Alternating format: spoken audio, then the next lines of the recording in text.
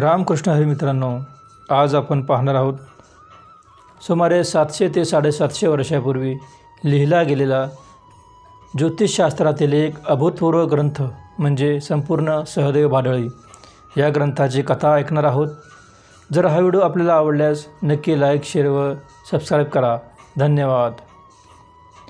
सुमारे 700 ते 750 वर्षापूर्वी पैठण शहरात मार्तंड जोशी नावाचे एक विद्वान ज्योतिषी राहत होते। सर्व विद्यांमध्ये त्यांची गती होती। ब्राह्मण असूनसुद्धा एका हलक्या जातीच्या स्त्रीशी त्यांचा संबंध आला व तिच्यापासून त्यांना भाडळी नावाची मुलगी झाली व स्वतःच्या पत्नीपासून सहदेव नावाचा मुलगा झाला।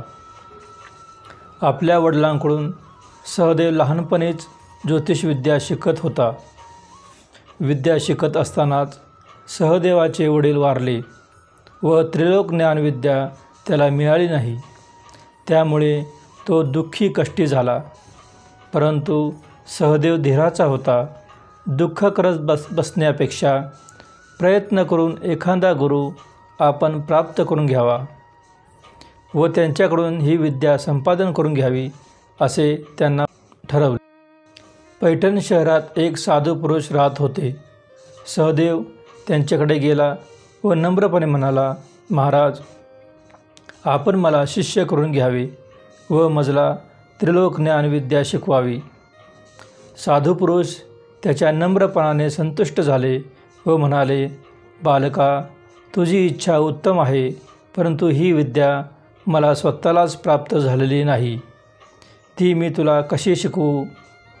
मला ही विद्या माझ्या गुरूंना अवगत होती, परंतु दुर्दैवाने ती या जगात नाहीत। परंतु ही विद्या स्वतः प्राप्त करून घेण्याचा सहदेवाचा हट्ट होताच। तो परोपरीने त्या साधू पुरुषास मार्ग विचारू लागला। तेव्हा त्या साधू पुरुषाने त्यास धारानगरीला जावयास सांगितले। साधू पुरुष त्यास म्हणाले, या नगरीत ज्या अनेक समाध्या आहेत त्यात माझ्या गुरूंचीही समाधी आहे।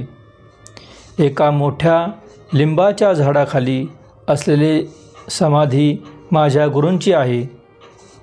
ती जागा तू उकर, त्यानंतर गुरूंची कवटी बाहेर काढ।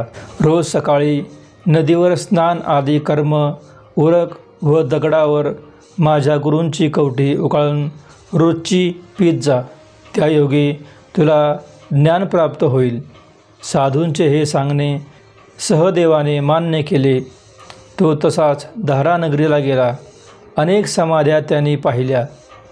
साधू पुरुषाने सांगितल्याप्रमाणे एका मोठ्या लिंबाच्या झाडाखाली असलेली साधू पुरुषाच्या गुरूंची समाधी त्याने शोधून काढली। ती उकरली व साधू पुरुषाच्या गुरूची कवटी हस्तगत केली।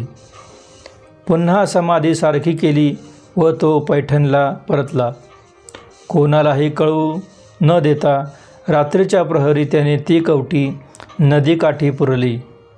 दररोज सकाळी स्नानादी कर्म उरकल्यावर तो ती कवटी दगडावर उगाळे व ते पाणी पिऊन टाके।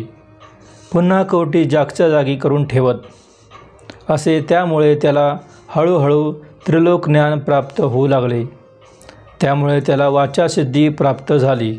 त्याचे भविष्य खरे ठरू लागले व त्याची प्रतिष्ठाही बरीच उंचावली। सहदेवाचा हा नित्यक्रम चालू असताना एक दिवस अचानक भाडळी तेथे देवयोगाने आली व तिने सहदेव कवटी उघडून त्याचे पाणी पीत असताना पाहिले। सहदेवाला सिद्धी व त्रिलोक ज्ञान याचे कसे प्राप्त झाले हे भाडळीच्या लक्षात आले।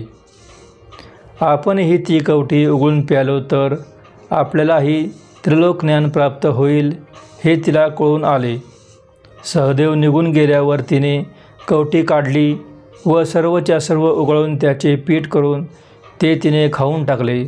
त्यामुळे तिला त्रिलोक ज्ञान प्राप्त झाले।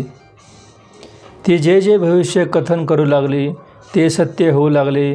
तिची कीर्ती वाढली। दुसऱ्या दिवशी सहदेव नदीवर जातो, परंतु त्याला कवटी आढळत नाही। तो चकित होतो। पुन्हा तो साधू पुरुषाकडे जातो व त्याला कवटी नाहीशी झाल्याचे सांगतो। साधू पुरुषाने अंतर्ज्ञानाने सर्व जाणले. ते सहदेवा सांगतात, हे मुला, तुझ्या प्रारब्धात होती तेवढी विद्या तुला मिळाली आहे. तू ठेवलेली कवटी भाडळीने मिळवली आहे व तिने ती खाऊन पिऊन टाकली आहे. तुझ्यापेक्षा कवटीचा अधिक अंश तिच्या पोटात गेला असल्यामुळे त्रिलोकज्ञान पूर्ण प्राप्त झाले आहे.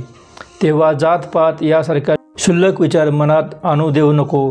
केवळ ज्ञानासाठी तिचा शिष्य हो. पुढे सहदेव भाडळीचा शिष्य होतो. त्या दोघांचे ज्योतिष शास्त्रासंबंधी प्रश्न उत्तरे होतात.